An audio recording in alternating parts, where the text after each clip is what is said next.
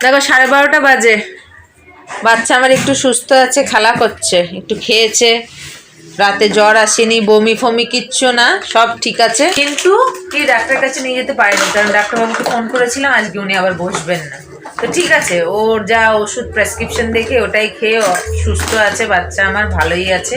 এখন একটু খাওয়া দাওয়া করছে, আর ঠিক মতন খাওয়া দাওয়া করলে এনার্জি এসে যাবে। আর হালকা কাশছে, তার জন্য ওই যে ওষুধ নিয়ে আসলাম বাবাকে দিয়ে, ওটা খাইয়ে দিলে একদম ঠিক হয়ে যাবে।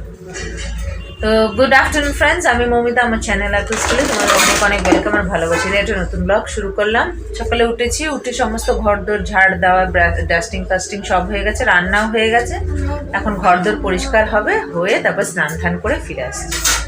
বাচ্চা এখন একটু ভালো আছে, ভালো লাগছে, অনেকটা ভালো আছে। আশা করি আজকে কালকে রেস্ট করলে একদম সুস্থ হয়ে যাবে। অ্যান্টিবায়োটিকটা কাজে দিয়েছে, আর ডাক্তার কাছে যেতে হবে না মনে হচ্ছে। যেতাম যদি বসতেন, কিন্তু বসছে না যখন, আর যেতে লাগবে না, সুস্থ হয়ে যাবে। একটু খাওয়া দাওয়া করলেই সুস্থ হয়ে যাবে। ঠিক আছে, স্নান ধান করে ফিরে আসছি। দেখো 2:10 আজকে হয়েছে আমাদের ভাত। এই যে মেয়ের জন্য একটু পেঁপে গাজর আলু দিয়ে আর মুরগির পা দিয়ে স্টু, আর এই যে তেলাপিয়া মাছ দিয়ে শিম আলু বেগুন দিয়ে তরকারি। কি হচ্ছেটা কি?